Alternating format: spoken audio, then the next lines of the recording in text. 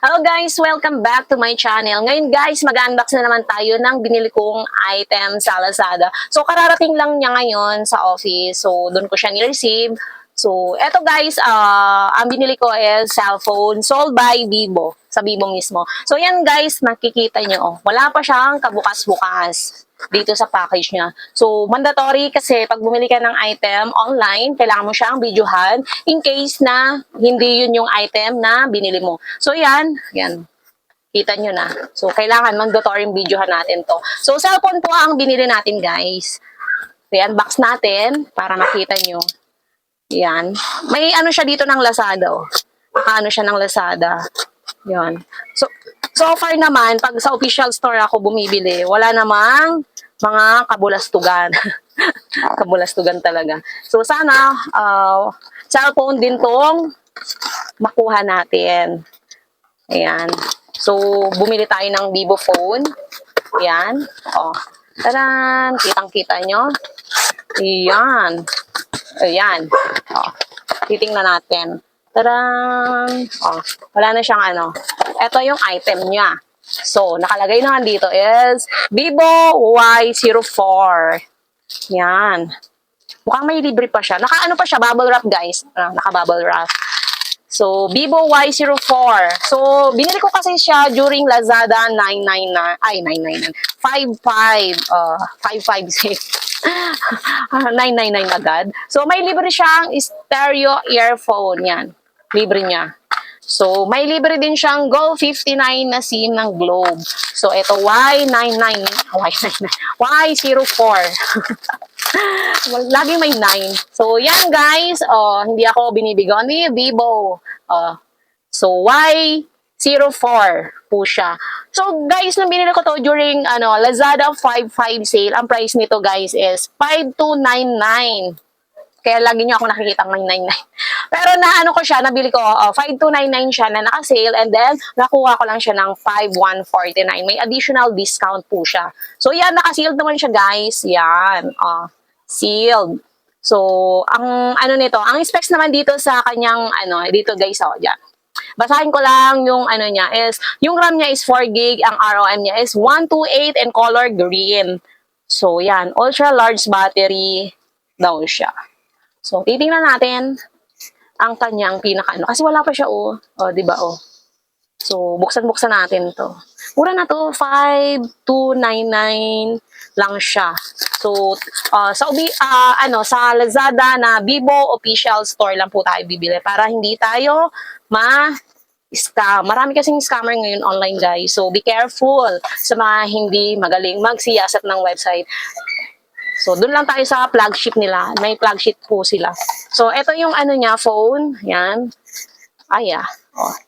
So, ito, yung pinaka-physical phone niya. Ito, green. Yan yung pagkaka-green niya, guys. Maganda. Tsaka very, ang ganda niya, Pinaka-physical niya. Siyempre, hindi pa siya nabubuksan. So, dito sa, right side, nandito yung power button. Volume down and volume up. Sa taas naman is yung kanyang speaker and then nasa center pa rin yung camera niya. Sa left side dito guys, nandiyan yung kanyang lagay ng SIM card. So ganyan yung pinaka niya, likod niya. Sa baba naman, naka Type-C na rin siya and then may speaker and then yung pa niya, charging. So i-try natin siyang buksan.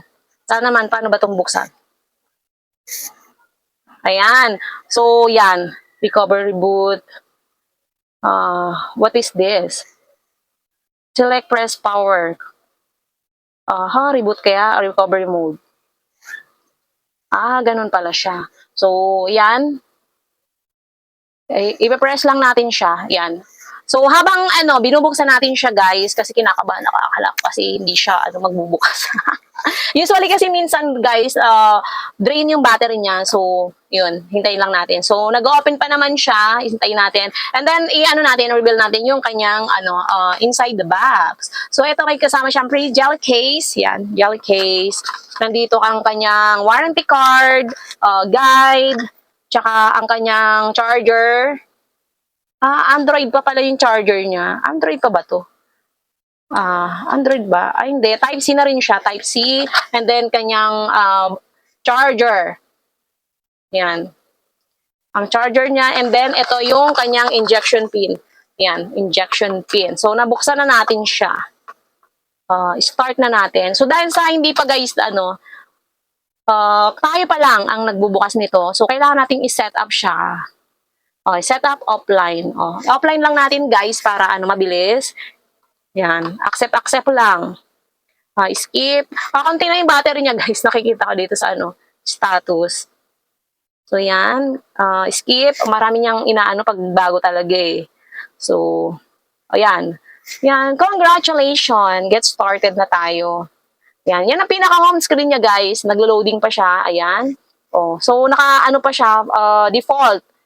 So, isa-settings na lang to. Wag na natin i-settings.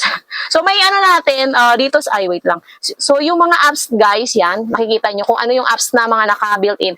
Naka-install na mismo dito. Ayan, Spotify, Facebook, Shopee, Lazada, Truecaller.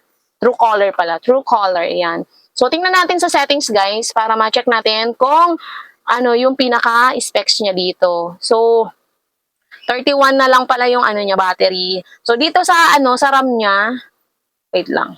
Sa system na nga lang pala. About phone. So, click natin yung about phone. Fan Touch OS na daw siya. And then, buyer's name is, makikita nyo dyan, guys. So, yeah.